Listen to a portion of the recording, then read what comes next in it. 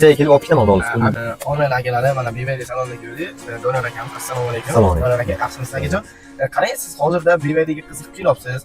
Nima qulayliklar sizga yoqdi-yu, shu BYD saloniga kelib BYD xarid qilmoqchisiz? Endi jim mashinalarni haydaganmiz, buni ko'plar maqtashyapti. Sifati yaxshi deb. Qulayliklari, gibrid ekan, ham 1200 kilometr yurib ekan. Qarang, 360 kameralari, 360 kamera. rullari, Yumshoq, miyaqli deyishyapti. Ham yana bemalol tomda ko'rib ketib bezramishgan oyna panorama luklar bilan bor. Qarang aka, sizga shu BYD olsangiz, olganingizdan keyin ko'p kishi mana elektromobillar yomonlab chiqadiganlar bo'ladi-da. O'shalarning gapida mana o'zi salonga kelib ko'rdingiz, qulayliklari yoqdimi sizga? Ha, yoqqan uchun keldim-da. Nima qilib? Bu ham akam ham olganda.